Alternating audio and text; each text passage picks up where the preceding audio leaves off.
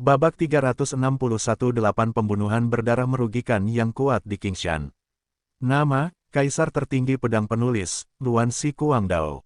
Plus matikan mengatur ulang. Qi Qingshan juga sangat ingin tahu tentang metode budidaya Ding Hao, tetapi dia tidak pernah menyebutkannya atau menanyakannya kepada Ding Hao. Begitu seseorang meragukan metode budidaya Ding Hao, Qi Qingshan pasti akan berdiri dengan momentum yang mengintimidasi. Ini murid saya. Metode kultivasinya diajarkan oleh saya, mengapa saya harus menjelaskannya kepada Anda? Pergilah, kalau tidak aku akan membunuhmu. Itu adalah keuntungan lain bagi Ding Hao untuk mengambil Qi Qingshan sebagai gurunya. Sebenarnya, Qi Qingshan sangat puas dengan memiliki Ding Hao sebagai muridnya. Pada pandangan pertama, ketika Qi Qingshan bertemu Ding Hao saat menghadiri ujian masuk sekte, dia tertarik dengan temperamen khusus remaja tersebut.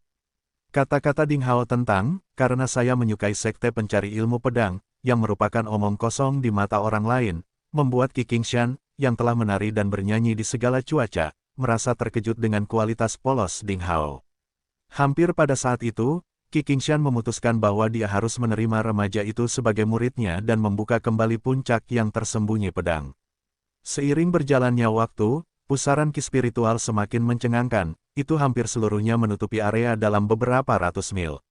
Puncak besar yang tersembunyi dari pedang hanyalah setitik debu dibandingkan dengan pusaran Qi spiritual. Ding Hao yang duduk di bawah pohon persik bisa diabaikan jika dibandingkan dengan awan di langit. Tiba-tiba, yah, para badut yang tidak tahu cara hidup tidak bisa duduk dengan tenang. Qi Qingshan sedang minum minuman keras dengan santai. Tiba-tiba, dia membuka matanya dan menyadari sesuatu. Gelombang seperti kilat yang tidak menyenangkan muncul di pupil matanya dan seringai muncul di sudut mulutnya. Saat berikutnya, cahaya pedang yang tajam merobek kekosongan secepat kilat, muncul tanpa tanda apapun dan menyerang Ding Hao yang sedang bermeditasi. Qi Qingshan mencibir dan merobeknya dengan santai.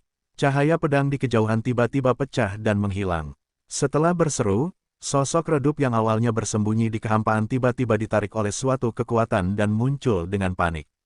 Sayang sekali, sebelum dia berjuang, dia dihancurkan oleh pemikiran agung dan kesadaran ilahi Qi Qingshan. Dengan suara ledakan, dia meledak dan mati saat otaknya retak. Sayangnya, itu bukanlah akhir. Pada saat pria itu meledak dan jatuh, hampir pada saat yang bersamaan, niat membunuh yang mengerikan muncul, cahaya pedang muncul di sekitar puncak yang tersembunyi pedang. Dengan kekuatan untuk menghancurkan langit dan bumi, seperti api dan percikan api yang berterbangan, ia bergegas menuju Ding Hao untuk mencekiknya. Kamu mendekati kematian. Monster tua itu berteriak dengan dingin, gelombang suaranya menggulung gelombang kejut, yang menyebar ke segala arah. Seolah-olah itu besar, mereka menghancurkan lusinan tebasan cahaya pedang secara instan. Wang Juefeng yang berdiri di sampingnya melintas dan menghilang ke tempatnya. Saat berikutnya, di kehampaan puncak yang tersembunyi pedang, sekelompok riak yang berantakan tiba-tiba muncul. Cahaya pedang menyala, bayangan berkedip, dan kemudian darah tumpah. Dapat dilihat bahwa Wang Juefeng terus-menerus melintas di kehampaan seperti naga yang berenang. Dia menumpas semua perlawanan. Setiap kali dia berkedip, sekumpulan darah meledak di kehampaan, seorang pria misterius bercelana ketat hitam jatuh ke tanah sambil menangis sedih. Dalam sekejap mata, Wang Juefeng telah membunuh 20 orang dalam satu tarikan napas dan kembali ke puncak tersembunyi pedang. Mereka adalah pembunuh dari Sekte Bintang Jatuh. Seseorang mengizinkan mereka masuk dengan sengaja. Berdiri di belakang Qi Qingshan, Wang Juefeng bergumam, para pembunuh itu mengincar kakak muda ketiga. Tanpa seseorang di sekte yang menawarkan bantuan, mustahil bagi mereka untuk datang puluhan mil ke dalam gerbang sekte pencari ilmu pedang. Qi Qingshan tersenyum dingin dan berkata, jangan terlalu khawatir tentang itu, dan bunuh saja mereka yang mendekat dalam jarak 1000 meter dari puncak tersembunyi pedang. Kata-kata yang diucapkan oleh Qi Qingshan mengandung budidaya Qi yang mendalam. Mereka pingsan, tapi tak berujung dan bergema di kehampaan sekitar. Suaranya juga berkibar setidaknya 10 mil jauhnya dengan peringatan yang jelas. Demi melindungi muridnya, monster tua dengan niat membunuh itu tidak segan-segan membunuh orang sebanyak yang diperlukan. Kata-kata monster tua itu juga membuat gelombang pusaran udara spiritual yang semakin meningkat menjadi terhenti secara tiba-tiba. Wang Juefeng berdiri di belakang sang master dan sangat gembira. Selama bertahun-tahun, saya akhirnya melihat kesombongan tuanku. Apakah dewa pembunuh dari masa lalu, yang ingin membunuh semua hantu dan monster dengan pedang telah kembali lagi? Hehe, marsial Paman Ki, apa yang membuatmu begitu marah? Suara dingin dan acuh tak acuh tiba-tiba terdengar dari kehampaan. Itu adalah Tang Folei, penguasa puncak pedang langit, yang berbicara kembali dengan Qi Qingshan dalam interogasi bersama oleh 6 puncak hari itu. Menjauhlah jika kamu tidak ingin dibunuh, kata Qi Qingshan dengan niat membunuh. Hehe, mengapa marsial Paman Ki menjadi marah? Saya, Tang Folei, tanpa bakat, belum mencapai terobosan apapun sejak saya bekerja sebagai Master Puncak Pedang Langit. Saya selalu ingin mempelajari 8 metode pembunuhan darah merugikan yang ampuh dari Green Mountains, yang terkenal di Provinsi Salju. Hari ini adalah kesempatan bagus. Marsial Paman Ki, ajari aku keahlianmu dengan murah hati. Di langit, cahaya muncul secara tiba-tiba. Sosok kekar berkedip-kedip. Dia menunjuk ke langit dengan tangan kirinya, dan pedang sepanjang 100 meter dengan cepat muncul, membelah awan di seluruh langit dan puncak yang tersembunyi pedang seperti kilat. Lindungi kakak mudamu. Memberitahu Wang Juefeng beberapa patah kata, Qi Qingshan dengan niat membunuh di antara alisnya melintas dan mencapai langit pada langkah berikutnya. Dia mengocok labu berisi anggurnya, anggur merah darahnya terbang keluar, dia memegang anggur itu dengan tangan terbalik dan anggur itu membeku menjadi pedang panjang bergigi gergaji berwarna merah darah. Saat berikutnya, tanpa tindakan yang jelas, cahaya darah keluar dari pedang panjang bergigi gergaji berwarna merah darah dan mengenai pedang ajaib dengan cahaya kemasan. Seperti menuangkan air panas ke salju, pedang ajaib itu langsung tertelan. Cahaya darah masih mempertahankan momentumnya dan mengenai Tang Folei. Hanya berjarak 3 atau 4 meter, ia terbelah tanpa tanda apapun.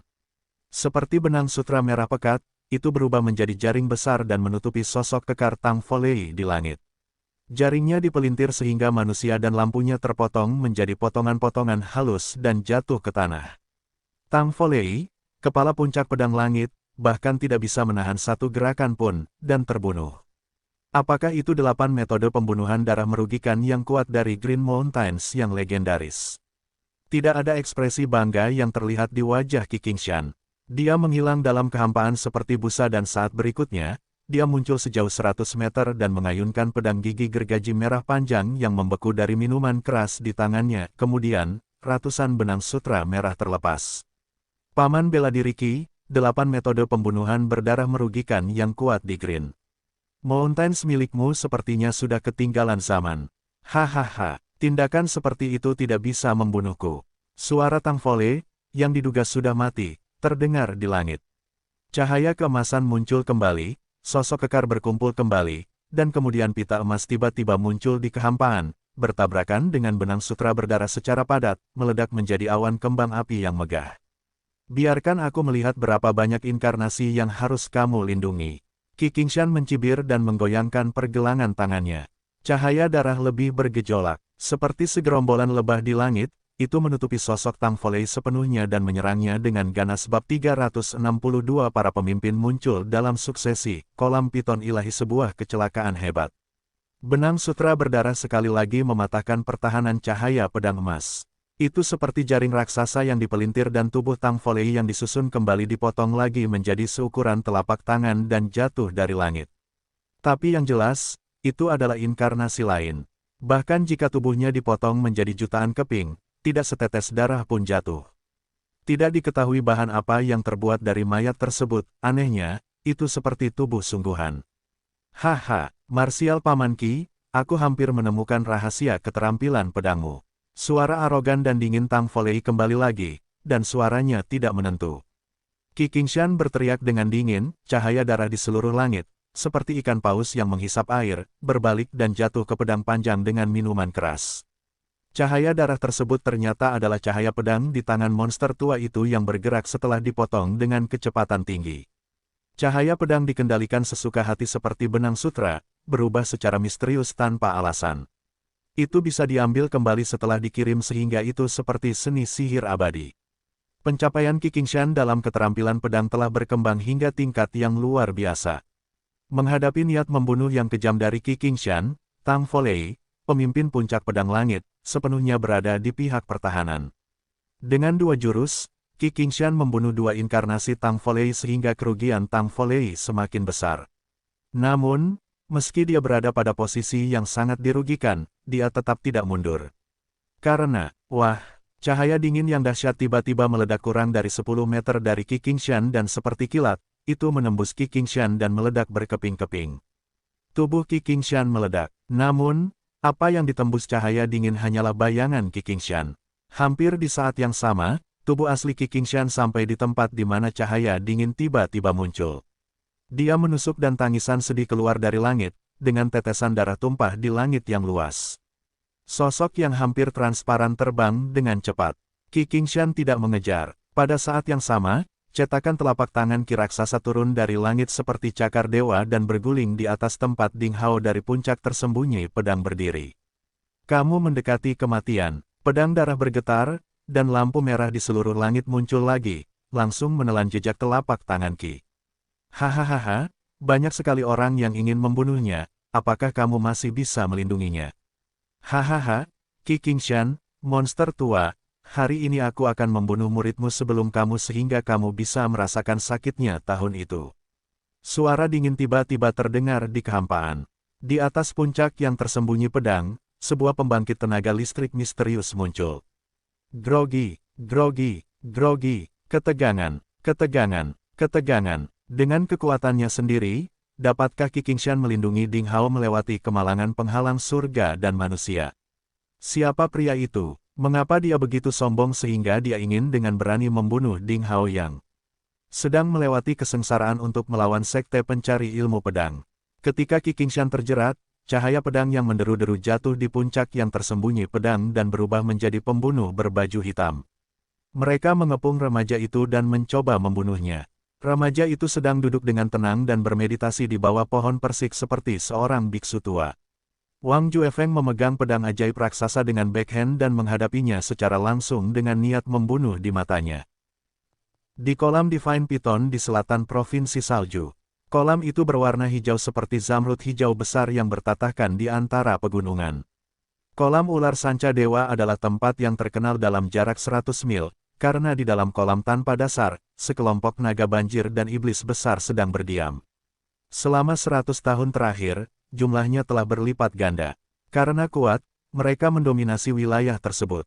Mereka telah menjarah dan menghancurkan makhluk hidup dan suku manusia di sekitarnya, tidak ada yang berani menyinggung mereka. Saat itu sore hari, di bawah sinar matahari yang hangat, air hijau di kolam memiliki lapisan mimpi putih dingin. Itu seperti musim dingin dalam hal suhu di sekitarnya dan semuanya sunyi dan menyayat hati. Saat itu, terdengar suara gemericik air dari kolam. Seorang gadis yang sangat cantik dengan baju besi lembut berwarna merah sedang duduk di atas batu giok putih dengan santai. Dia meletakkan kakinya, yang lebih putih dan lebih terang dari batu giok, di kolam yang dalam dan hijau. Dia mengayunkan kakinya dengan ringan, menimbulkan serangkaian gelombang. Gadis itu terlalu cantik untuk menjadi nyata. Kulitnya seputih batu giok tanpa cacat apapun. Itu halus dan lembut. Dia memiliki tulang giok dan kulit es. Dia sebening es dan batu giok, lebih putih dari es dan salju. Dia memiliki pesona romantis seperti air musim gugur yang jernih dan tulang seperti batu giok, seolah-olah dia adalah peri dari kolam giok yang mendarat di bumi. Dia juga tampak seperti hantu gunung legendaris yang memiliki kebijaksanaan. Rambut hitam panjangnya seperti awan tinta. Dengan mata yang jernih dan murni serta senyuman yang dangkal, dia tampak seperti karakter dalam lukisan, tidak mampu eksis di dunia manusia. Di tempat yang berbahaya, dia mencuci kakinya dengan santai. Gadis itu seakan tidak menyadari bahaya di dunia nyata. Dia dengan lembut menyanyikan beberapa lagu yang tidak dikenal, suaranya manis dan renyah seperti manik giok yang menggelinding di atas piring batu giok. Dia dengan lembut membuka gesper baju besi lembut berwarna merah, melepas kemeja di bawahnya, memperlihatkan tubuh indah seperti batu giok. Kulitnya seperti batu giok putih domba membuat orang terpesona. Di pegunungan yang tenang, segala sesuatu di sekitar kolam telah kehilangan warnanya. Kutu, gumpalan darah merah jatuh ke dalam kolam di sepanjang lengan gadis itu. Saat dia melepas baju besi merahnya, luka mengejutkan di punggung gadis itu bisa terlihat dengan jelas, dan lukanya sedalam tulang. Dagingnya dibalik keluar, lukanya tampak mengejutkan. Darah itu seperti mata air, mengalir dari lukanya. Seketika darah menodai separuh lengan. Yang lebih aneh lagi adalah pada lukanya, Awan kabut hijau dan samar melingkar ke atas, yang sangat korosif. Itu hampir sepenuhnya mewarnai seluruh punggung halus dan putih gadis itu menjadi hijau. Itu pasti luka yang sangat serius. Namun gadis itu sepertinya tidak menyadarinya dan membiarkan darahnya mengalir. Kabut hijau menyebar. Gadis itu diam-diam menatap kolam yang tenang, seolah menunggu sesuatu. Tiba-tiba, boom, kolom air tebal menjulang di langit. Di kolom air, sesosok muncul. Dengan tawarannya yang menyenangkan, seorang gadis kecil yang lembut melompat dengan lembut sejauh puluhan meter. Dan mendekati gadis itu, dia membuka mulutnya dan bersin. Apakah kamu memastikan bahwa mereka semua mati? Gadis berbaju merah bertanya sambil tersenyum. Hehe. Sebanyak 61 ekor ular piton hikmat mati, hihe. Kakak perempuan, kamu sangat kejam. Berhati-hatilah atau kamu tidak akan menikah. Gadis kecil dengan kepang berbentuk tanduk domba itu baru berusia 2 atau 3 tahun. Dengan wajah merah jambu, dia gemuk dan imut. Apa yang dia katakan menunjukkan bahwa dia sedikit dewasa sebelum waktunya. Sebelum dia menyelesaikan kata-katanya, suara siulan terdengar. Kolam yang semula tenang tiba-tiba mendidih. Kemudian kolam hijau mulai memerah, dan dengan suara keras, tiba-tiba seekor ular piton berdiameter 3 meter meledak, lalu jatuh dengan keras ke dalam air. Jika dilihat lebih dekat, monster besar yang panjangnya setidaknya 300 meter itu telah mati total. Di bagian 7 inci perutnya, terdapat lubang darah besar, yang telah menghilangkan seluruh vitalitasnya. Kemudian terdengar serangkaian suara gemuruh air yang pecah, dan ular piton besar yang mengikuti satu demi satu bergegas keluar dari air. Suaranya sangat mengerikan, tapi tanpa kecuali, semuanya mati. Ternyata luka mereka ternyata sama, semuanya berada di posisi 7 inci di bagian perut dan telah ditusuk dengan senjata tajam. Dalam sekejap mata, total 61 setan piton telah mati, mengambang di atas air dengan perut putih menghadap ke atas. Suku piton besar di Divine Piton Pond sebenarnya telah hancur total. Orang-orang yang telah membunuh ular piton itu, tidak diragukan lagi, tentu saja adalah gadis berbaju merah yang tampak seperti peri di dunia fana dan gadis lainnya yang dikuncir. Hei, kakak perempuan, kamu terluka. Gadis kecil itu melihat bekas luka gadis lain di punggungnya dan berteriak. Tidak baik jika racun Raja Ular Piton dibenamkan ke dalam lukamu. Seekor ular piton baru saja menembus keadaan primordial, dan dia berani mengaku sebagai Raja Ular Piton. Gadis berbaju merah memegang segenggam air dan menuangkan sedikit air ke luka gadis kecil itu. Sambil melirik tubuh ular piton yang mengapung di kolam, dia berkata dengan ringan, mari ikuti aturan lama, masing-masing setengahnya. Hehe, bagus sekali. Gadis kecil dengan kuncir itu berjongkok beberapa kali dengan penuh semangat. Dia mendengus dan mencium gadis berbaju merah. Dia berkata, terima kasih, kakak perempuan. Lalu, seperti bola pegas, dia melompat kembali ke kolam. Berdiri di atas tubuh ular piton terbesar, dia menggigit bagian belakang kepalanya seperti anak anjing dan menghisapnya. Sesuatu yang buruk terjadi. Tubuh ular piton yang beratnya hampir 100 ton itu tersedot seluruhnya oleh gadis itu. Alhasil menjadi balon yang mengkerut dan hanya tersisa sepotong kulit dalam sekejap mata. Gadis kecil itu sangat terampil, dia mengguncang kulit ular piton besar itu dan memasukkannya ke dalam saku bermotif yang dijahit di roknya. Kantong bermotif sebenarnya adalah ruang penyimpanan tingkat tinggi. Gadis kecil itu sangat cepat dan rapi. Dengan cara yang sama, dia menyedot sisa kulit ular piton satu persatu. Tak lama kemudian, hanya tersisa separuhnya lagi. Dengan perutnya yang kecil dan bulat, dia akhirnya merasa sedikit kembung. Kakak, sisanya milikmu. Gadis kecil itu mengambil ekor salah satu ular piton dan membuangnya begitu saja, lalu dia tampak melempar dahan pohon kecil. Tubuh ular piton itu seberat gunung, namun ia melemparkannya ke gadis berbaju merah di tepi pantai. Gadis yang sangat cantik itu sudah mengenakan baju besi lembut berwarna merah lagi pada saat itu. Api merah melompat di ujung jarinya seperti peri kecil yang patuh. Saat tubuh ular piton itu dilemparkan ke arahnya, nyala api merah tiba-tiba meledak dan berubah menjadi api yang berkobar. Api menutupi gadis itu dengan pakaian merah dan membakar dengan ganas. Untuk sesaat, gadis berbaju merah berubah menjadi api secara keseluruhan dan tubuhnya menghilang. Samar-samar, bayangan api besar Phoenix perlahan membuka sayapnya, seolah-olah akan naik ke langit, melepaskan aura kuat yang sepertinya bukan milik langit dan bumi. Ular piton besar itu jatuh, itu ditopang oleh sayap bayangan api Phoenix yang melebar dan ditempatkan di atas api yang berkobar. Dalam sekejap mata, tidak ada abu yang tersisa dan tubuh ular piton itu berubah menjadi kumpulan cahaya energi berwarna cian dan bercampur dengan api Phoenix, sosok yang halus dan anggun. Di dalam kolam, gadis kecil itu melemparkan semua ular piton yang mati ke dalam api yang berkobar. Hanya dalam 10 menit, ular piton yang mati di kolam akhirnya menghilang sepenuhnya. Api merah semakin panas, tapi tidak mengeluarkan panas sedikitpun. Pada saat yang sama, warna api berubah secara tiba-tiba, seolah-olah sedang mengalami semacam metamorfosis. Sayap ganda dari api besar Phoenix perlahan berkontraksi kembali, dan membungkus gadis pingsan itu dengan erat seperti nirwana di pemandian api. Waktu berlalu dengan lambat, nyala api seperti darah perlahan mulai padam. Dalam nyala api merah yang samar, seorang gadis dengan baju besi merah perlahan membuka matanya, dan matanya menyala seperti api merah. Pada saat itu, gadis berbaju merah tiba-tiba menyadari sesuatu. Cahaya keemasan menyala dan topeng kuning pucat menutupi wajahnya. Dia menengadah ke langit dan berteriak dengan menawan, "Siapa?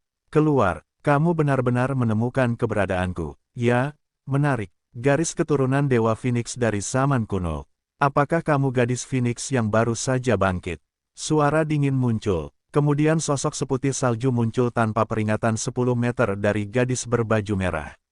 Tidak ada sedikit fluktuasi ki, dan juga tidak ada cahaya dan bayangan yang bergerak dan berputar dengan kecepatan tinggi. Orang itu sepertinya awalnya berdiri di sana dan dia belum pernah ditemukan sebelumnya. Laki-laki itu tampan, dengan bibir sangat tipis, tubuh kurus, gaun putih, wajah putih, dan rambut seputih salju. Bahkan sepasang alis yang panjang, dingin, dan acuh tak acuh pun berwarna putih bersih. Dia berdiri di sana seperti tumpukan patung es milenium yang acuh tak acuh, menolak orang yang jauhnya ribuan mil. Siapapun yang memandangnya akan merasa jiwanya membeku. "Apakah itu kamu?" Gadis berbaju merah menatap pria itu.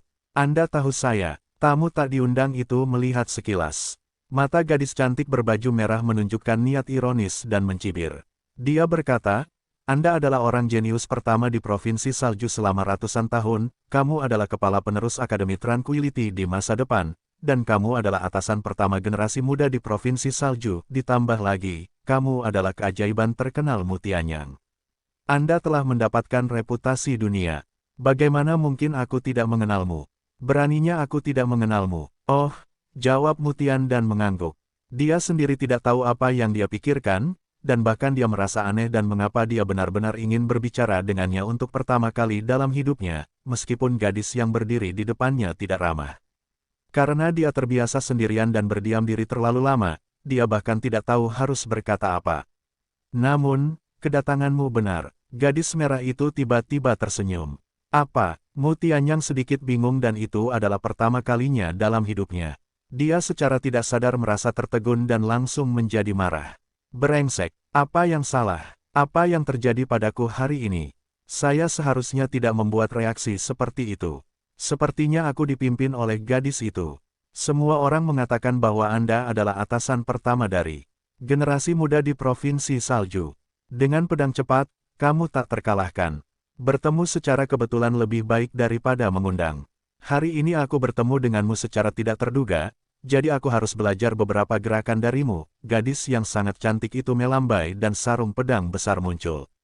Dia menghunus pedang besar berwarna merah dari sarungnya. "Kamu bukan lawanku." Mutianyang mengerutkan kening dan berkata, "Bagaimana kamu mengetahuinya jika kamu tidak mencobanya?" Gadis cantik itu mulai terbakar dengan nyala api yang berkobar-kobar. "Jika aku mencabut pedang dari sarungnya, pedangku pasti berlumuran darah." Mutianyang masih mengerutkan kening. Untuk pertama kali dalam hidupnya, tiba-tiba dia merasa tidak ingin memegang gagangnya. Gadis berbaju merah menghembuskan nafas ke arah pedang raksasa di tangannya, dan nyala api langsung memenuhi bilah lebar pedang itu.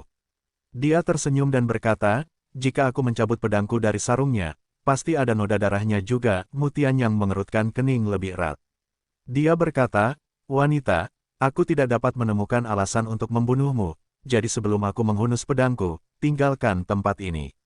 "Kamu tidak dapat menemukan alasannya, bukan? Kalau begitu aku akan memberimu satu." Gadis yang sangat cantik itu melintas dan langsung muncul di hadapan Mutianyang.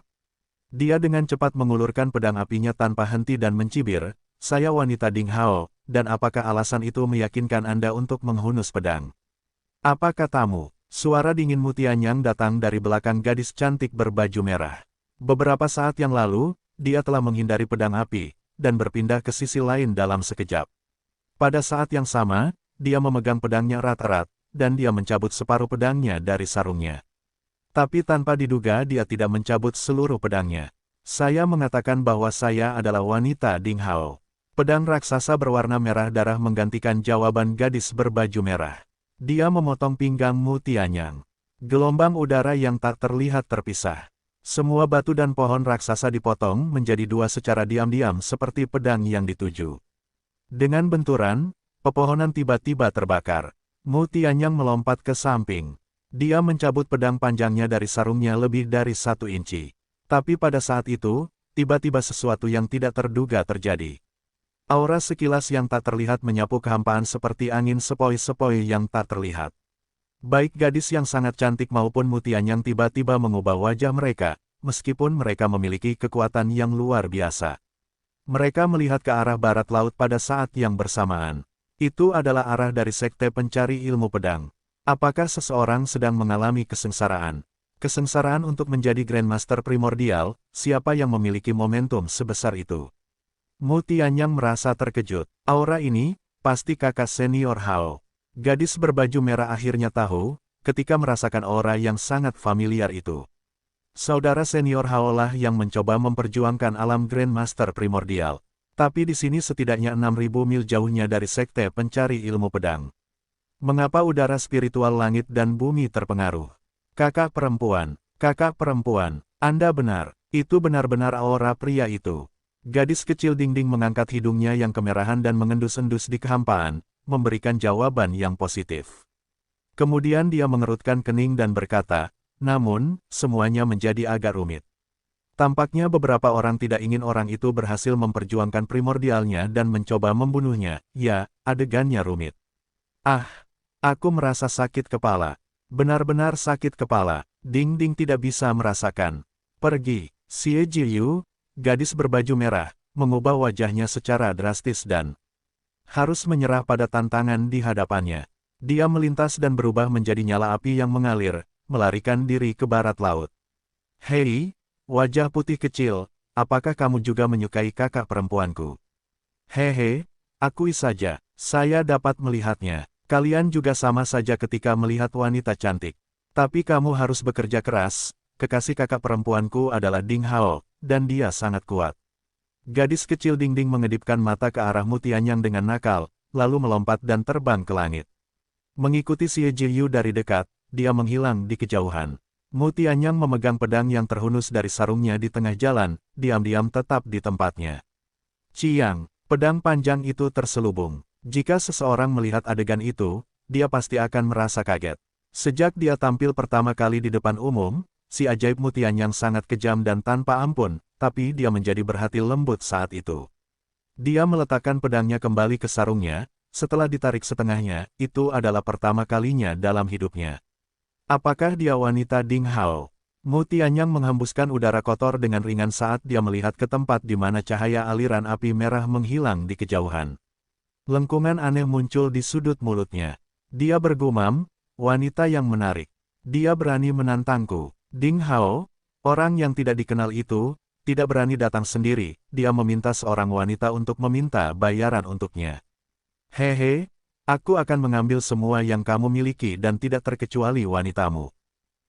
Itu adalah. Li Yiruo terbangun dari meditasinya dan melihat ke atas. Awan di seluruh langit berputar, berubah menjadi hopper besar di langit, itu hampir mencakup sebagian besar wilayah dalam 6 puncak dan 6 pangkalan di bawah Sekte Pencari Ilmu Pedang. Siapapun dapat dengan jelas melihat bahwa udara spiritual langit dan bumi di sekitarnya berkumpul di gerbang sekte yang dalam dengan kecepatan yang tidak terbayangkan. Aura itu adalah milik kakak senior Hao. Meskipun tanpa kekuatan interaksi yang luar biasa seperti Xie Jiyu, pikiran dan pikiran sama, perasaan Li Yiruo memberitahunya dengan jelas bahwa seharusnya Ding Hao lah yang menyebabkan perubahan langit dan bumi di sana. Karena aura yang sangat familiar memenuhi udara. Pada saat berikutnya, peringatan pembunuhan dingin oleh Qi Qingshan bergema di kehampaan. Kemudian kekosongan bergetar dengan suara pertarungan antara Tang Folei dan atasan misterius lainnya. Qi sangat berfluktuasi dalam ledakan dan ledakan gila, terus-menerus menyebar dari gerbang sekte yang dalam. Beberapa orang melakukan sesuatu yang tidak menguntungkan kakak senior Hao. Li Yiruo sepertinya memahami sesuatu.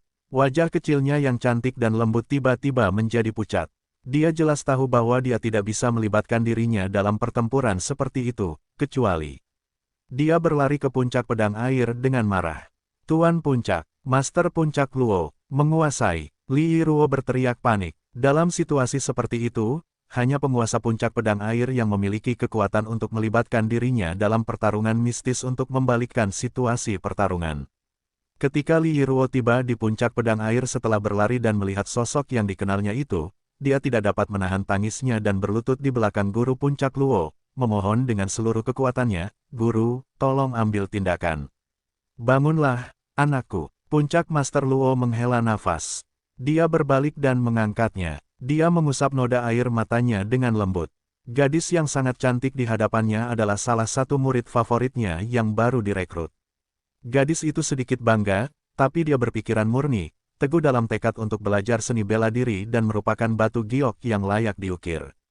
"Tuan," Li Yiruo dilanda panik dan cemas. "Jangan khawatir, saya telah melihat Ding Hao. Dia sama sekali tidak memiliki wajah yang menunjukkan kematian dini. Terlebih lagi, paman bela diri Qi Qingshan tinggal bersamanya, tidak ada yang bisa menyakitinya." Master Puncak Luo mengangkat kepalanya dengan ringan dan melihat ke atas ke langit.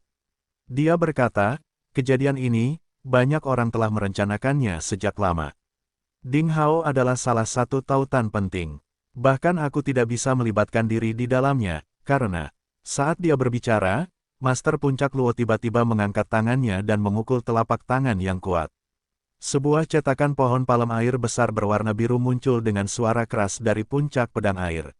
Seperti telapak tangan dewa, ia menghantam puncak yang tersembunyi pedang. Namun ketika ia menjulang hingga lebih dari 300 meter, tiba-tiba, seberkas cahaya pedang menyala dan seketika memecah cetakan telapak tangan air yang mengalir menjadi berkeping-keping. "Hahaha, Pik Master Luo, maaf telah menyinggung perasaan Anda. Jangan khawatir tentang hal itu. Beristirahatlah sebentar di puncak pedang air. Saat insiden di puncak tersembunyi pedang berakhir, saya akan meminta maaf kepada Master Puncak Luo." Suara arogan dan dingin terdengar, datang tak menentu dari kehampaan. Pada saat yang sama, cahaya bersinar di kehampaan dan perisai Qi yang tak terlihat muncul di langit di atas puncak pedang air. Tudung menutupi seluruh puncak. Karena aku ceroboh, aku tiba-tiba tersegel di puncak pedang air untuk waktu yang singkat. Seseorang sedang mengawasi tempat itu dan aku tidak bisa menerobos penghalangnya. Angin sepoi-sepoi meniup rambut indah guru puncak Luo dan menggulung gaun anggun berwarna biru airnya. Wajah atasan misterius itu menunjukkan niat membunuh. "Tuan," Li Yiruo merasa sangat sedih saat melihat pemandangan seperti itu. Begitu banyak atasan melancarkan serangan ke Ding Hao pada saat yang sama, tapi dia tidak bisa berbuat apa-apa selain menyaksikan hal itu terjadi. Setelah menyadari bahwa kakak senior Hao berada dalam bahaya, dia benar-benar bingung harus berbuat apa. "Saya terlalu lemah, benar-benar terlalu lemah, melihat kakak senior Hao dalam bahaya, dan saya tidak dapat membantunya sama sekali. Perasaan ini sungguh mengerikan. Tidak, saya harus lebih kuat. Saya harus menjadi lebih kuat sesegera mungkin. Saya harus memenuhi syarat untuk berdiri di samping kakak senior Hao dan bertarung dengannya." Li Yiruo bersumpah dalam hatinya. Menepuk bahu murid kesayangannya, Master Puncak Luo menghela nafas ringan di dalam hatinya. Kemudian dia memikirkan orang lain dan berkata pada dirinya sendiri, anak laki-laki itu benar-benar diberkati dengan banyak rejeki. Sebenarnya, begitu banyak gadis yang sangat dekat dengannya, bahkan dia, apakah ini pernikahan atau cinta yang hancur? Dia perlahan menurunkan telapak tangannya ke bawah, kekuatan misterius menyembur keluar, dan seluruh puncak pedang air bergetar dengan suara mendengung. Air terjun dramatis yang tergantung di aliran gunung terdekat sebenarnya ditarik keluar dari tanah olehnya, dan mendarat di tangannya, berubah menjadi pedang air biru besar dengan panjang puluhan meter. Pik Master Luo menyeret pedang panjangnya dan melayang ke langit, seperti komet yang melintas di udara. Dia memotong perisai Qi yang menyegel puncak pedang air dan langsung menusuknya. "Tuan Puncak Luo, Kamu, suara dalam kehampaan itu ketakutan dan marah. Jelas dia tidak pernah menyangka bahwa dalam situasi seperti ini, dia begitu tegas sehingga dia berusaha sekuat tenaga untuk mengambil tindakan demi Ding Hao. Membunuh. Selama pertarungan, Pig Master Luo ternyata adalah orang yang berbeda. Wajahnya yang cantik dan menawan biasanya tertutup embun beku untuk menjauhkan orang dari jarak ribuan li. Dia sangat kedinginan, sepertinya mata air yang lembut telah membeku menjadi es. Dia memotong dengan pedang air terjun besarnya seperti mimpi. Gerakan dan gayanya bekerja sama dalam skala besar, tapi secepat kilat, Pig Master Luo sepertinya merobek kekosongan. Ledakan, ledakan, ledakan. Pertarungan memperebutkan puncak pedang air dilakukan secara instan. Pria yang bersembunyi di kehampaan itu membuat sosoknya terbenam dalam api oranye. Dengan dua pedang panjang ajaib di tangannya, dia bertarung dengan Pig Master Luo. Jelas dia tidak ingin bertarung habis-habisan dan hanya bermaksud menjeratnya untuk mengulur waktu. Di puncak pedang air, Li Yiruo menutup matanya, berlutut di tanah, dengan sopan menutup tangannya, dan berdoa dari lubuk hatinya, semua iblis dan dewa, mohon berkati saudara senior Hao untuk melewati kesengsaraan itu dan saya, Li Yiruo, bersedia untuk membayar berapapun harganya. Angin menggoyang rambut panjang dan rok biru gadis itu. Wajah itu begitu suci dan cantik. Jingle, bergemerincing, bergemerincing, bergemerincing. Serangkaian suara benturan senjata gila terdengar. Wang Juefeng mengayunkan sepasang pedang untuk menciptakan badai logam, seperti pembawa pesan kematian yang berjalan di tengah kerumunan. Kemanapun dia pergi, sosok hitam itu, seperti gandum di bawah sabit petani, jatuh ke tanah. Di halaman rumput yang biasanya indah dengan pemandangan yang menyenangkan itu, setidaknya 30 mayat yang patah pinggangnya telah tergeletak. Halaman rumput dipenuhi darah, dan rumput yang tidak bersalah diwarnai merah oleh darah. Namun, cahaya yang mengalir itu berkedip-kedip di kehampaan. Dalam 4 kelompok cahaya yang dipasang setinggi 10 meter di atas tanah, sosok-sosok gila terus-menerus keluar dari mereka, semuanya. Mereka semua mengenakan celana ketat hitam dan topeng besi hitam. Dengan topeng menutupi wajah asli mereka, mereka bergegas menuju Ding Hao di bawah pohon persik tanpa takut mati. Itu adalah formasi prasasti yang dikirimkan dari jarak dekat.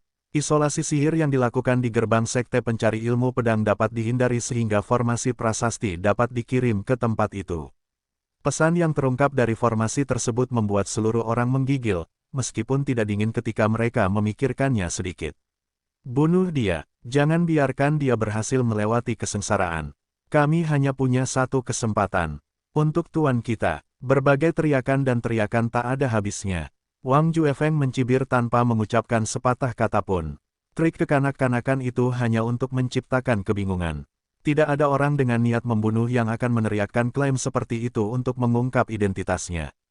Kekuatan orang-orang berbaju hitam itu berada di sekitar para Grand Master primordial, beberapa di antaranya lebih tinggi sementara yang lain lebih rendah. Setiap individu dari orang-orang itu bukanlah lawan Wang Juefeng, tapi dia merasakan tekanan besar ketika mereka menyerangnya bersama-sama. Selain itu, dia harus melindungi Ding Hao saat menjalani kesengsaraan, untuk mencegah gangguan apapun, karena itu, lebih sulit baginya untuk melawan orang-orang itu. Di bawah pohon persik, Ding Hao tidak bergerak seperti gunung, dan rambut hitam panjangnya seperti air terjun perlahan melayang. Bunga persik yang beterbangan jatuh di bahu dan lengannya. Saat itu, ia ditutupi lapisan kelopak bunga yang tebal, seperti kupu-kupu cantik yang mencium sebuah patung. Dua pilar cahaya berwarna perak murni dan oranye keluar dari atas kepalanya. Seperti pilar dan naga, mereka naik ke langit dan membubung saat mereka terjerat satu sama lain. Juga seperti dua ekor naga, mereka membuat berbagai macam pukulan di langit dengan tubuhnya yang berkelok-kelok, yang sulit diukur. Kedua pilar cahaya itu terus-menerus merobek dan menutup awan besar, serta pusaran air spiritual seperti corong di langit. Kekuatan tak terlihat secara bertahap berkumpul antara langit dan bumi, mencoba merobek kedua nagaki menjadi beberapa bagian, dan itu menekan. Itu dimaksudkan untuk mencabik-cabik pemuda yang duduk di bawah pohon persik itu. Membunuh. Wang Juefeng melintas. Dua pria berbaju hitam yang mendekati Ding Hao tiba-tiba berhenti. Dua kepala besar menjulang ke langit dengan darah memancar. Wah, cahaya pedang menyala. Di lengan Wang Juefeng juga muncul noda darah. Itu sangat dalam sehingga tulangnya terlihat. Orang-orang berbaju hitam itu mengetahui kelemahan Wang Juefeng, dia ingin melindungi Ding Hao dengan sepenuh hati. Mereka sangat kooperatif sehingga Wang Juefeng tidak berani menjauh terlalu jauh dari Ding Hao karena dia menahan diri untuk mengambil tindakan lebih lanjut. Hasilnya, dia begitu kuat sehingga dia bisa membunuh orang-orang berbaju hitam itu dengan mudah, namun lambat laun dia terpaksa berada dalam posisi yang tidak menguntungkan. Aku tidak bisa menggunakan jurus membunuhku dan fluktuasi ki yang kuat akan mempengaruhi kesengsaraan yang dialami adik bela diri junior ketigaku, sial. Sepertinya aku benar-benar berhutang padanya di kehidupanku yang terakhir. Perasaan tangan dan kakinya seperti terikat, namun harus bertarung dengan musuh, membuat pria sinis itu merasa sangat tertekan hingga ingin memuntahkan darah. Dalam sekejap mata, dia membunuh lebih dari selusin pria berbaju hitam, tetapi dia terluka di lebih dari selusin tempat. Untungnya mereka tidak begitu mematikan. Haha, mari kita lihat seberapa banyak darahmu bisa keluar. Dia akan mati. Bunuh Ding Hao, dan balas dendam Tuan Muda. Jangan mengomel padanya. Orang-orang berbaju hitam terus keluar dari formasi transmisi yang dibuat oleh prasasti perak seperti air hitam yang mengalir. Wang Juefeng mencoba mematahkan formasi tersebut beberapa kali, namun sayangnya ia terguncang oleh kekuatan yang dahsyat. Cahaya perak melayang di udara.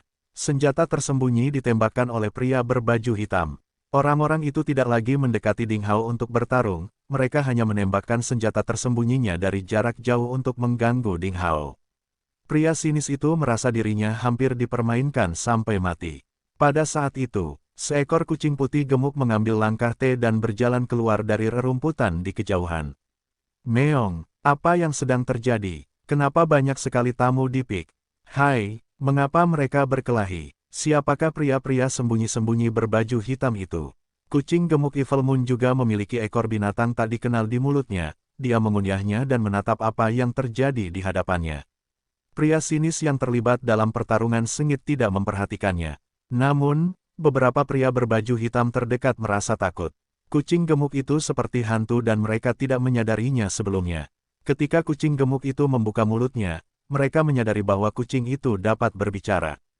Kucing yang bisa bicara, iblis, sangat gemuk. Ayo kita bunuh dia. Salah satu pria berbaju hitam melemparkan anak panah koin tanpa banyak usaha. Di mata pria berbaju hitam, itu hanyalah seekor kucing malang. Bagaimana jika ia bisa berbicara? Dengan kekuatannya sendiri, membunuh kucing itu dianggap remeh. Namun, dia tidak pernah menyangka monster seperti apa yang membuat anak panahnya marah. Apakah itu setan? Apakah itu gemuk? Haruskah itu dibunuh? Kata-kata yang sangat menghina itu, dalam pikiran Evil Moon, yang dengan santai menyaksikan perjuangan keras pria sinis itu, langsung diperbesar berkali-kali, dan pupil matanya tiba-tiba menyusut menjadi bintik hitam kecil. Kemarahan yang hampir terlihat dengan mata telanjang keluar dari hidung kucing gendut. Itu, tidak bisa dimaafkan. Bagaimana dia berani membenciku, Evil Moon? Kucing gemuk itu mengangkat lehernya dan berteriak ke langit. Ketika suara itu keluar dari tenggorokannya yang mungil, kepala cantik dan cantik seukuran kepalan tangan itu langsung menjadi balon yang menggembung, dengan diameter sekitar 20 meter. Gigi susu kecil yang berkilauan berubah menjadi gigi gergaji tajam seperti belati. Gelombang suara seperti lolongan naga keluar dari mulutnya yang berdarah dan menyebabkan 6 atau 7 tornado tiba-tiba di udara. Bergemerincing, anak panah seukuran koin itu mengenai gigi depan Evil Moon, tiba-tiba patah dan jatuh ke tanah. Anak panah itu seperti porselen yang rapuh, itu berubah menjadi tumpukan puing. Pria berbaju hitam yang melempar anak panah itu mengusap matanya dan merasa sedikit aneh. Sepertinya, telah menimbulkan masalah. Pria berbaju hitam merasa sedikit tidak nyaman. Saat berikutnya, selain dia, 4 atau 5 orang berteriak, karena mereka terlempar ke langit seperti sekam padi oleh tornado yang dibuat oleh kucing gemuk itu. Saat dia merasa terpana, udara amis yang kental langsung menyelimuti dirinya. Saat berikutnya, dia merasa gelap di depan matanya. Kemudian tubuhnya sendiri dibalut dengan cairan kental dan dia merasakan sakit di sekujur tubuhnya. Kamu menembakku dengan koin, kamu masih tidak bisa dimaafkan. Evil Moon mendecakkan bibirnya, sepasang sepatu milik pria berbaju hitam masih tergantung di salah satu komisaris kucing. Pria itu telah tertelan, kucing itu memamerkan giginya dan berkata, seperti yang diharapkan, daging manusia itu asam. Itu tidak enak seperti daging pangeran iblis, Komandan Iblis, dan Raja Iblis. Suasana sepi di sekelilingnya. Wang Juefeng hampir berlutut di hadapan Evil Moon. Apa yang salah dengan dia? Kucing jenis apa yang dipelihara Ding Hao? Dia benar-benar bisa mengubah dirinya sendiri. Bukankah itu terlalu berlebihan? Wang Juefeng tiba-tiba terdorong untuk menukar senjata ajaibnya, elang besar, dengan kucing untuk dimainkan. Puluhan orang berbaju hitam lainnya merasa kaget dengan perubahan tak terduga tersebut. Kenapa ini terjadi? Menurut informasi yang diperoleh sebelumnya, belum pernah terdengar bahwa Ding Hao membawa kucing yang begitu mengerikan, sialan. Orang-orang yang mengumpulkan informasi harus dicekik, bagaimana cara mengalahkan kucing itu. Itu bisa menelan seorang superior di alam Grandmaster. Setan apa kucing itu? Hal-hal yang tidak diketahui selalu menakutkan. Bahkan jika orang-orang berbaju hitam itu adalah atasan yang sangat kuat. Bang, bang, bang. Sesaat kemudian, pekikan jatuh dari langit. Akhirnya menjadi suara tubuh yang terbentur tanah, lalu terdengar suara hembusan daging dan cipratan darah. Orang-orang berbaju hitam yang sebelumnya terlempar ke langit jatuh ke tanah dan menjadi pecahan pai daging. Rentetan suara sedih akhirnya membuat orang tersadar setelah guncangan singkat tersebut. Wang Juefeng mengambil inisiatif. Dia mengayunkan pedang panjangnya sehingga puluhan lampu pedang ditembakkan seperti kilat, merobek udara. Seketika, 5 atau 6 pria berbaju hitam yang paling dekat dengannya dipotong-potong. Di saat yang sama, si kucing gemuk, Evil Moon, meraung. Hahaha, sudah waktunya bagi saya untuk menunjukkan kekuatan saya.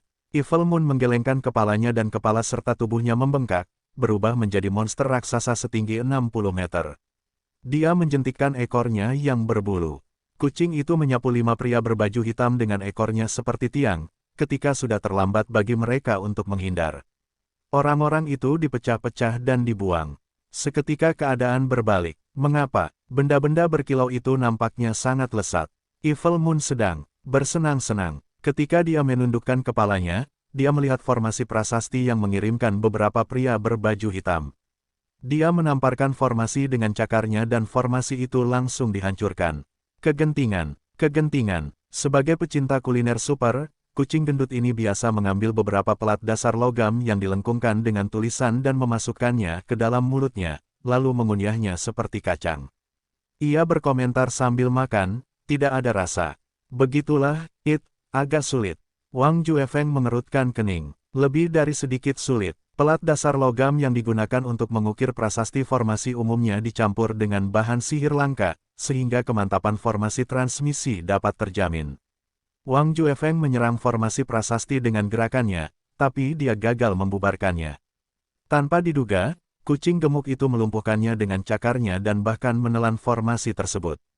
Dalam sekejap mata, rasanya tidak enak, tapi enak untuk menggemeretakkan gigiku. Bang, bang, bang. Kucing gemuk itu menepuk sisa 3 formasi transmisi prasasti dan menyebarkannya, lalu mengunyahnya sedikit demi sedikit. Sekte pencari ilmu pedang benar-benar membangkitkan setan. Binatang sialan, merusak bisnisku. Itu harus dibunuh. Suara dingin dan dingin tiba-tiba terdengar di puncak-puncak yang tersembunyi pedang. Sesosok muncul di samping kucing gemuk Evil Moon. Dia memukul telapak tangan dan menepuk pinggang terlemah Evil Moon dengan tepat.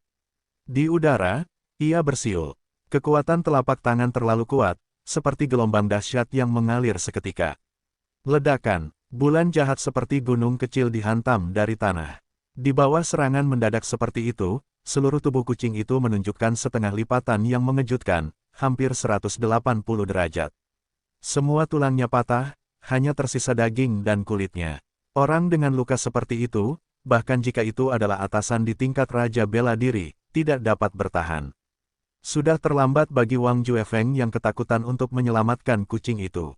Brengsek, sambil mendesis, Wang Juefeng meremas tubuhnya dan melangkah maju. Cahaya pedang itu seperti garis bima sakti yang jatuh di surga ke-9, tiba-tiba membungkus pria yang muncul. Wang Juefeng menyerangnya dengan gerakan fatal. Dalam kasus pertarungan 1 lawan 1, Wang Juefeng tidak takut pada siapapun. Namun yang jelas, pria tak terduga itu telah menguasai teknik tembus pandang dan penyembunyian yang sangat indah, tubuhnya sepertinya bisa dibongkar. Pria itu diselimuti oleh cahaya pedang Wang Juefeng, tapi dia masih bisa memisahkan tangan, lengan, dan kepalanya dengan luar biasa. Dia menyerang ke segala arah dan kemudian berubah menjadi asap dan menghilang sepenuhnya. Brengsek, kucing gemuk itu sudah mati. Bagaimana saya bisa menjelaskannya kepada Ding Hao? Wang Juefeng merasa sedikit malu. Dia tahu bahwa Ding Hao dan kucing gendut itu memiliki hubungan yang sangat baik. Tapi pada saat itu, Meong, aduh, seorang bajingan berkomplot melawanku. Kamu mati, tidak ada yang bisa menyelamatkanmu. Aku harus menggigitmu sampai mati. Suara yang merajalela dan akrab terdengar dan Wang Juefeng bersukacita. Kenapa, kucing gendut itu sebenarnya belum mati?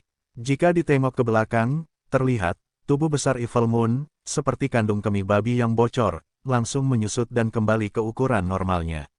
Anggota tubuhnya melayang-layang di udara, lalu dengan suara dentuman, dia menghantam bebatuan di kejauhan dengan keras, menekan cetakan kucing gemuk yang jelas pada batu yang keras, kemudian, dia perlahan-lahan meluncur ke tanah.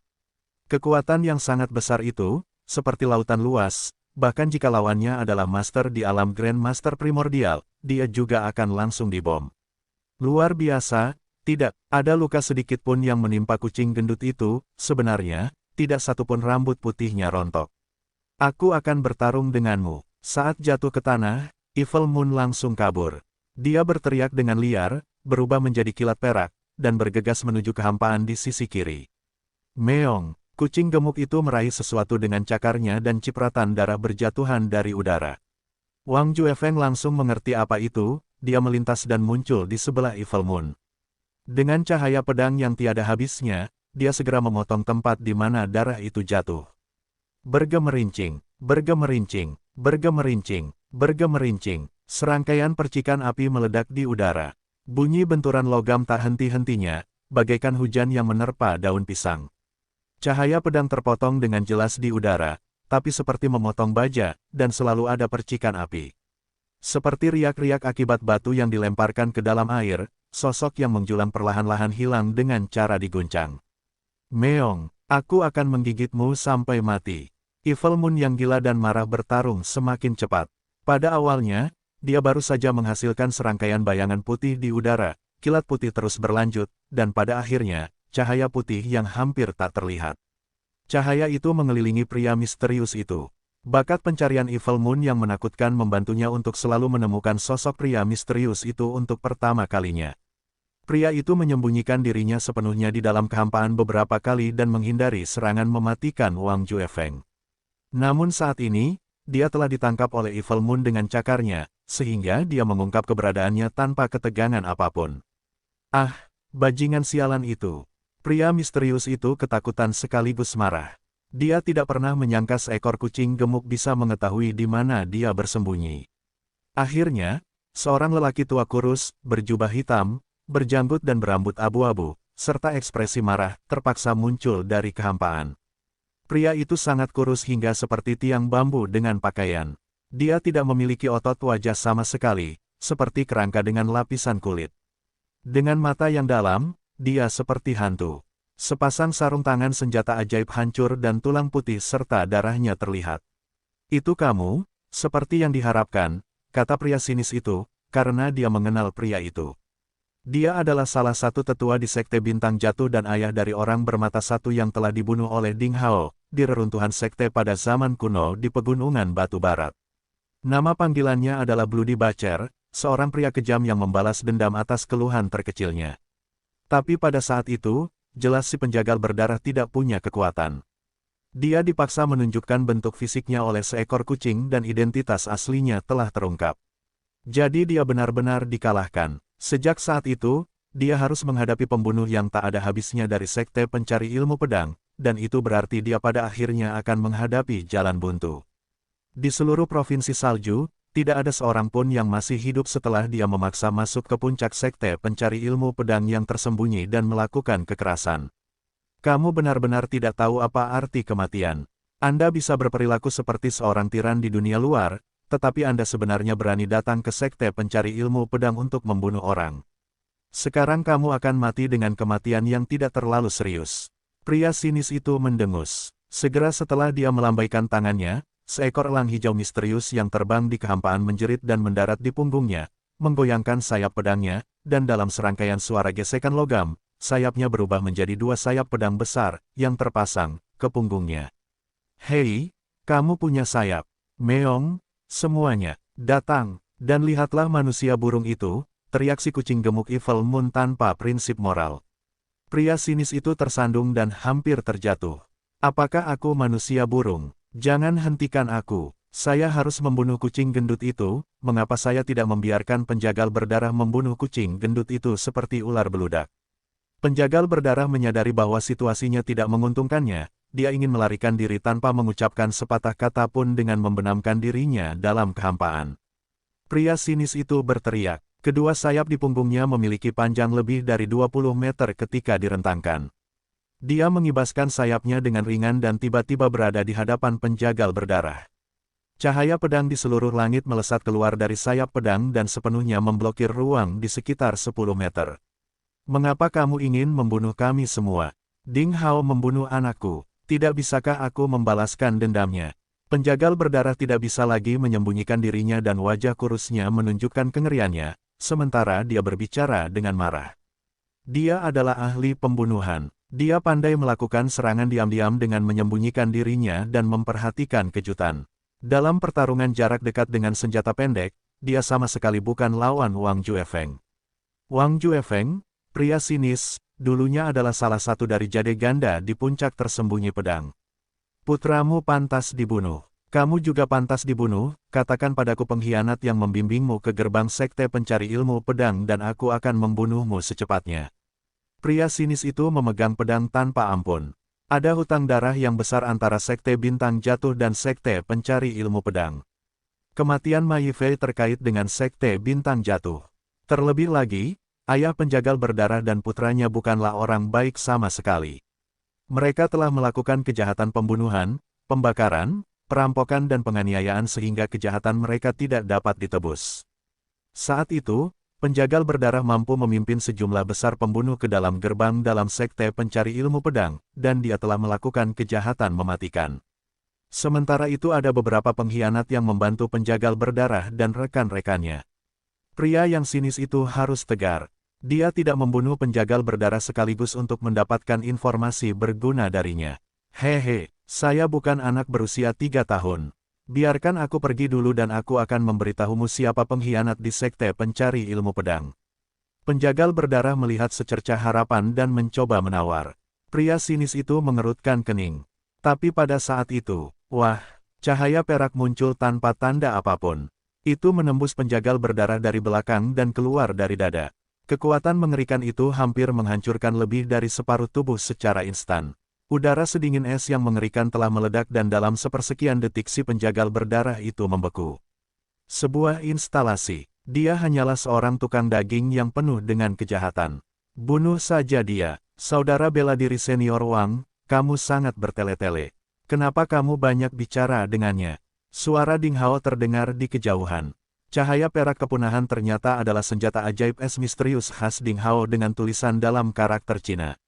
Pria sinis itu berbalik dan melihatnya, tetapi dia melihat Ding Hao masih duduk diam di bawah pohon persik dan ditutupi dengan bunga persik berwarna-warni yang berguguran.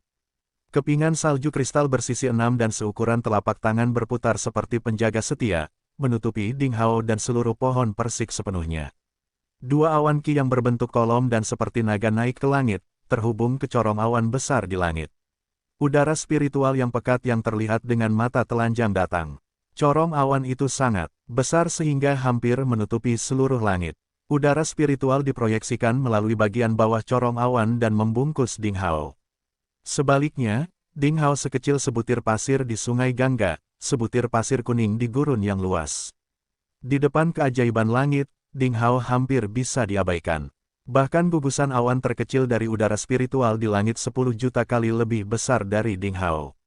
Namun momentum aneh dilepaskan dari Ding Hao, yang membuat orang merasa bahwa segala sesuatu antara langit dan bumi diciptakan untuknya, itu miliknya dan merupakan bagian dari dirinya. Pria sinis Wang Juefeng merasa terkejut dan kemudian berkata dengan marah, "Apa yang kamu lakukan? Tahan napas Anda dan berkonsentrasilah untuk melewati kesengsaraan.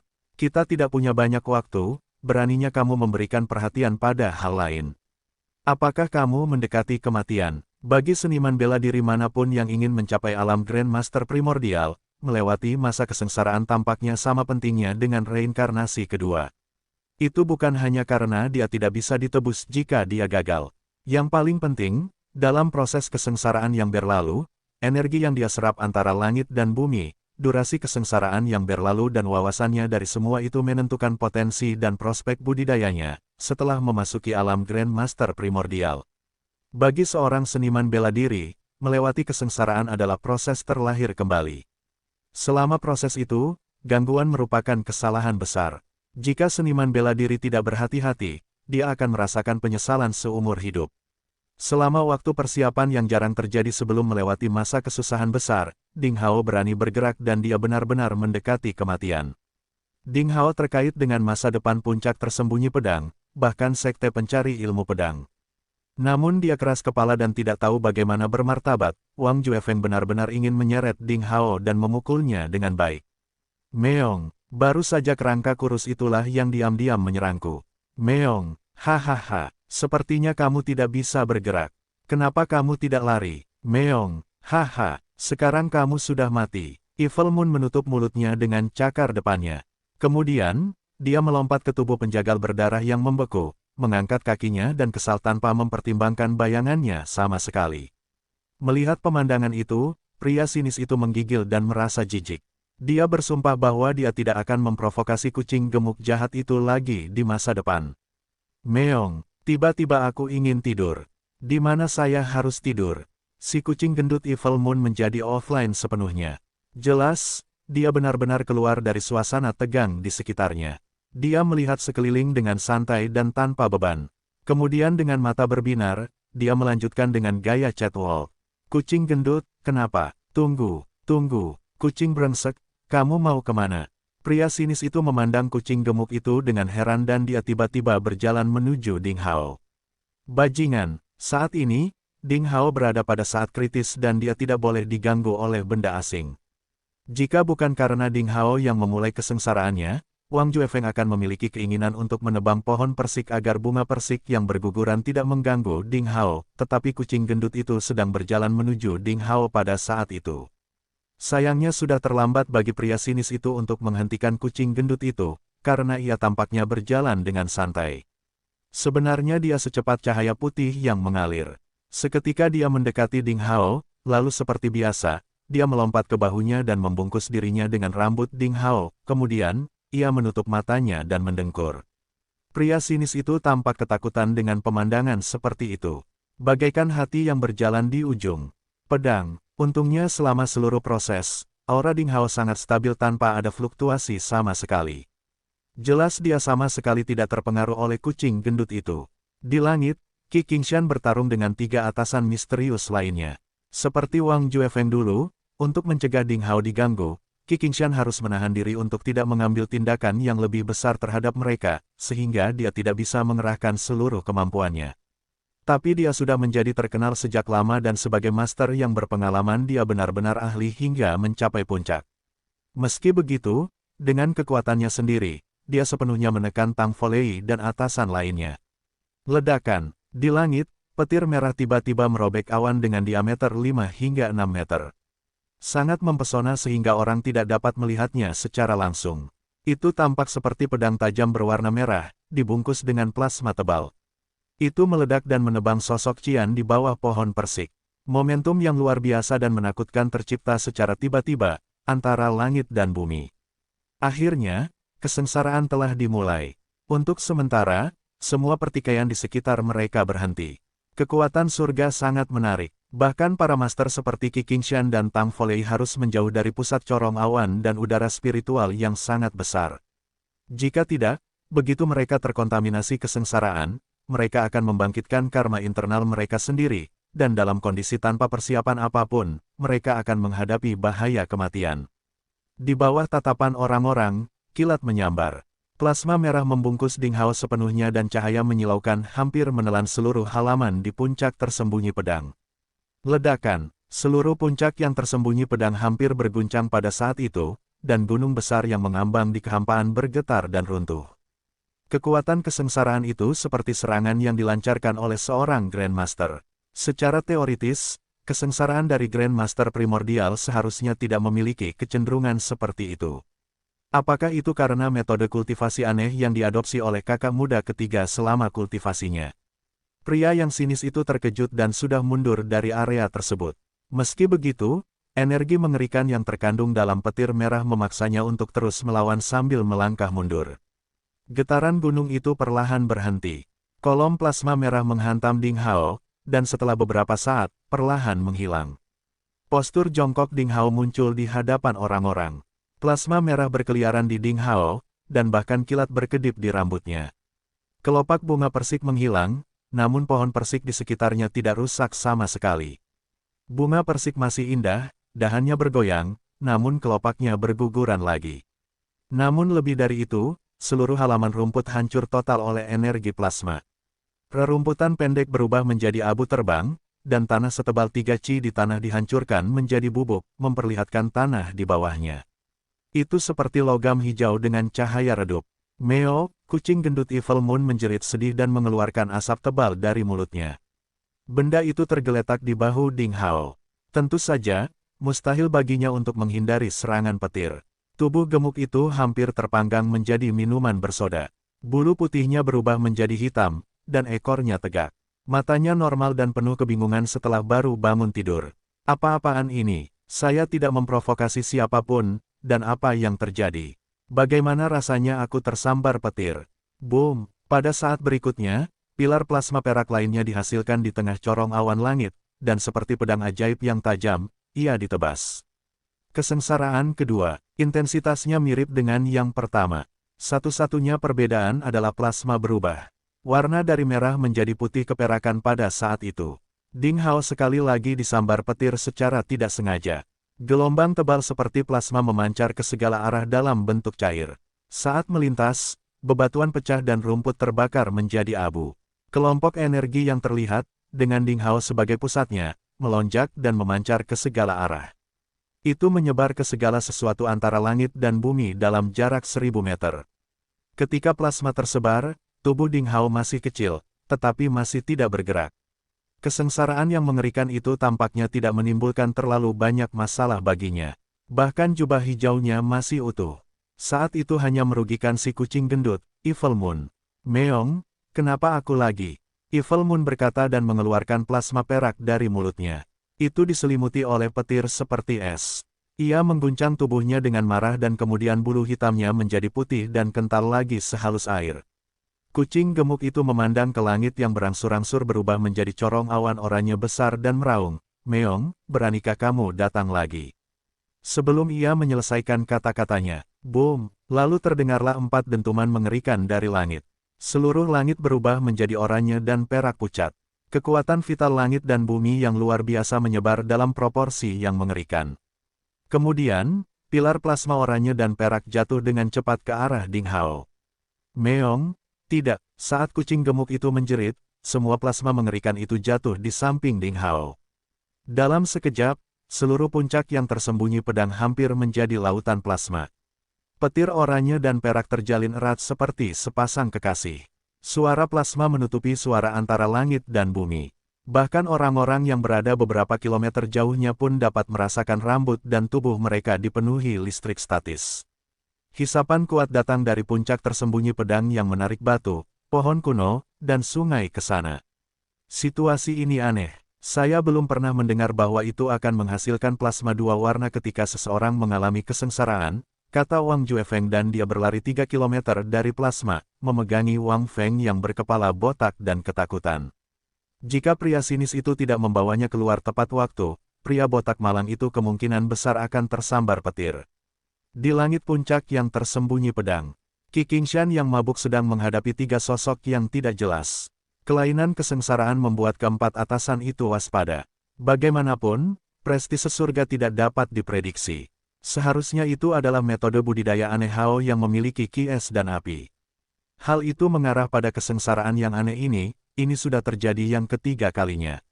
Ini sangat kuat, saya tidak tahu berapa kali itu akan datang dan seberapa kuatnya.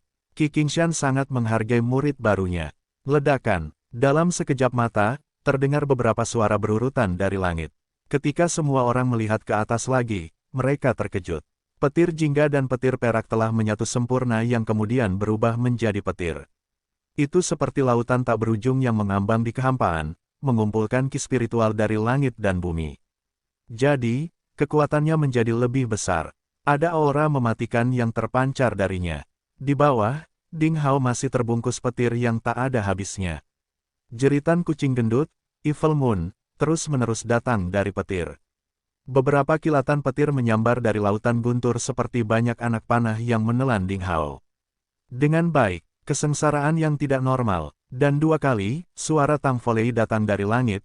Ha, monster tua, tampaknya bahkan surga pun ingin menghancurkan murid ketigamu, ini adalah hukuman dari langit karena pembunuhanmu. Sebelum dia menyelesaikan kata-katanya, sial, saya tidak tahan. Suara gila kucing gendut itu terdengar dari bawah, di tengah guntur.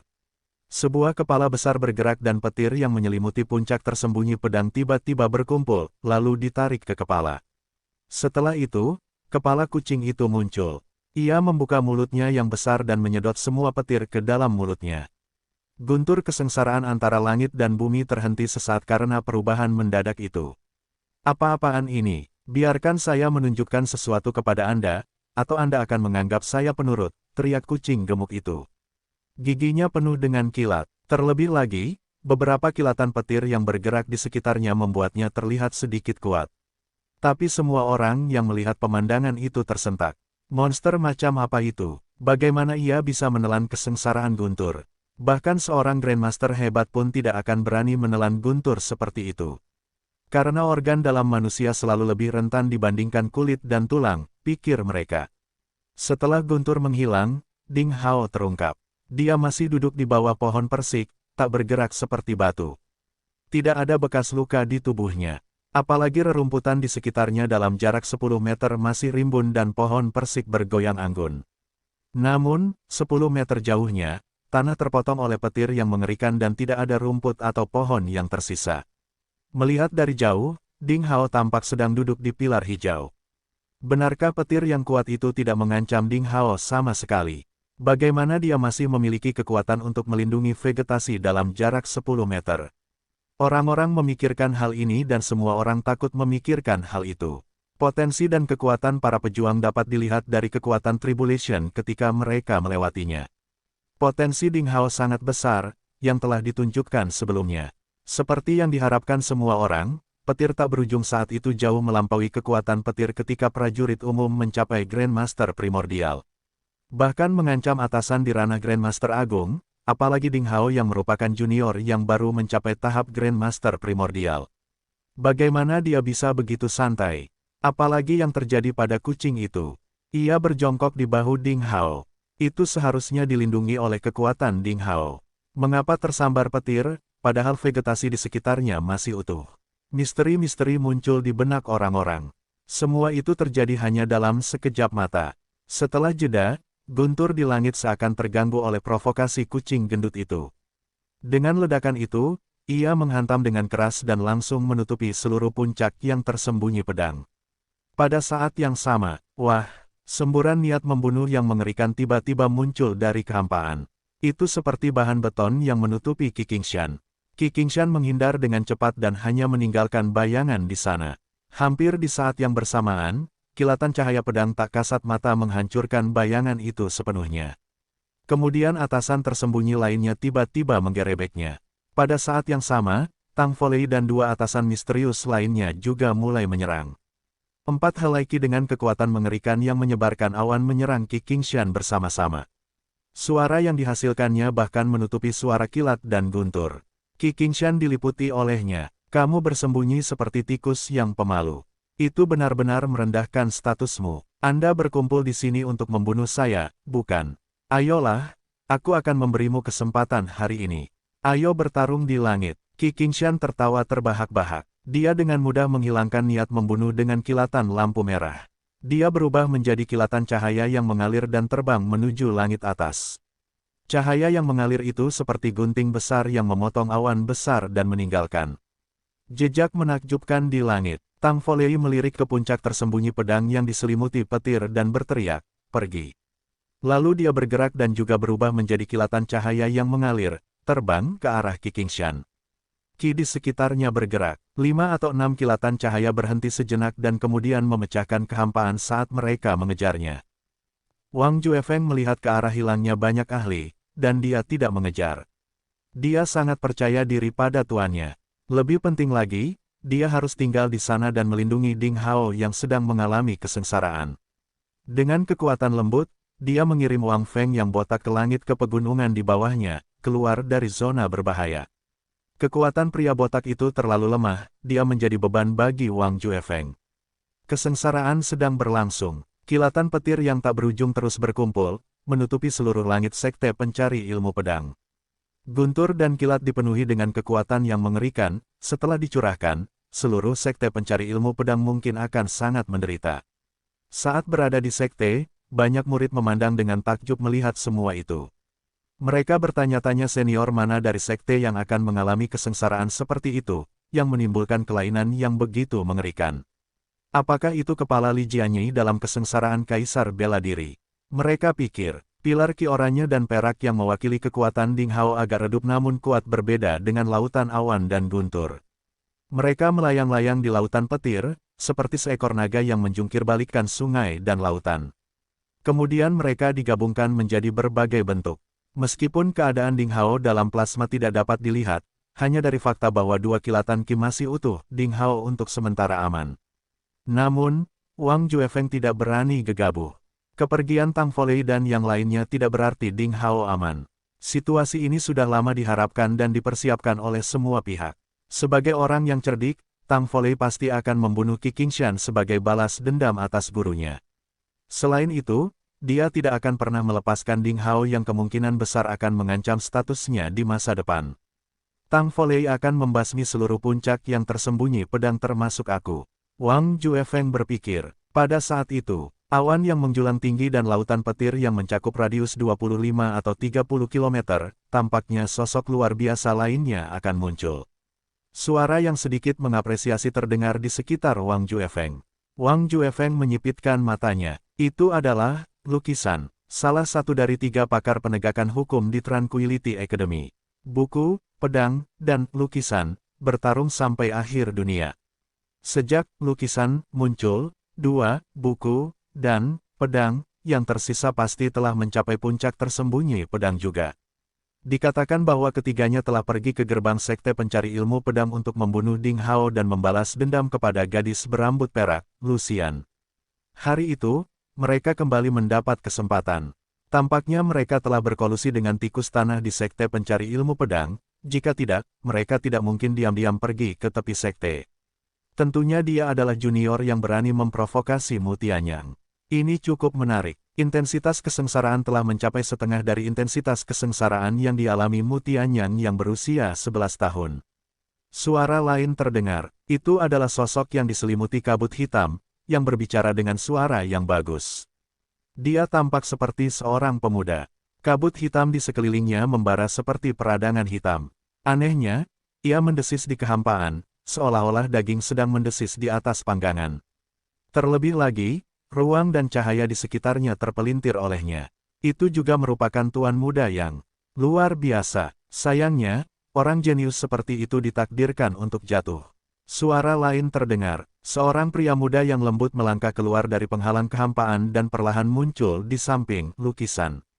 Dia memakai hingga 20 potong batu giok langka dengan warna berbeda.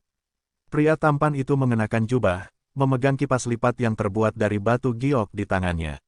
Dia sebenarnya adalah Master Giok, salah satu dari 4 master di sekte tersebut. Wang Juefeng menarik napas dalam-dalam. Dengan pedang panjang di tangannya, dia mencibir dan berkata, apapun hantu dan monsternya, muncullah bersama-sama. Dia tidak mengutuk Master Giok. Karena kehadiran, Master Giok telah menjelaskan masalahnya. Mengatakan apapun adalah sia-sia. Untuk membunuh Ding Hao membutuhkan orang sebanyak ini.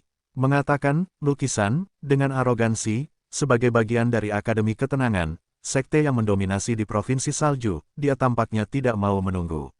Dengan cahaya yang berkedip, kuas besar dengan gagang batu giok dan bulu hitam muncul di tangannya. Dengan sapuan kuas di kehampaan, air terjun mengalir menuju Ding Hao di kejauhan. Wang Juefeng akan menghentikannya, namun, dengan sekilas sosoknya, Jade Master menghalangi jalannya. 4 pemimpin sekte selalu mengimbangi satu sama lain. Master pengasingan telah hilang selama beberapa dekade. Master pedang, Guan Feidu merosot. Sekarang, hanya kamu dan aku yang ada di sini. Sebagai Master Racun, Anda adalah orang yang paling rendah kedudukannya di antara kami, dan dianggap tinggi oleh banyak senior. Saya ingin menantang Anda sejak lama, tetapi Anda adalah paman bela diri saya. Mari kita selesaikan hari ini. Tuan Giok tersenyum, dia terbakar oleh hasrat bertarung. 4 penguasa sekte adalah para jenius luar biasa dari generasi itu, yang kekuatannya tak tertandingi.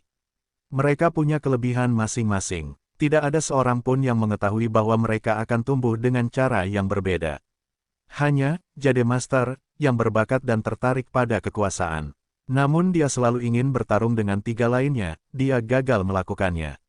Sejauh yang dia tahu, hari itu adalah kesempatan bagus untuk memaksa Master Racun, Wang Juefeng bertarung dengannya. Jika kamu ingin melindungi Ding Hao, pertama-tama kamu harus mengalahkanku dengan kekuatan penuhmu, jika tidak, kata Master Giok. Terbakar dengan cahaya berwarna giok, dia agresif dan bersemangat. Wang Juefeng tidak berkata apa-apa dan menghunus pedangnya. Suara memekakkan telinga terdengar di langit. Terlebih lagi, langit tiba-tiba dipenuhi cahaya pedang emas. Jade Master membuka kipas lipatnya. Lunas kipasnya memperlihatkan pancaran pedang giok yang bertabrakan dengan cahaya kemasan. Itu meledak menjadi suara yang keras. Selain itu, kekuatan ki dan gelombang energi transparan mengalir. Apakah kamu ingin mulai membunuh babi? Kata ahli muda misterius dalam api hitam sambil bergerak cepat menuju Wang Juefeng, seperti kilatan cahaya hitam yang mengalir. Dia bergabung dalam pertarungan.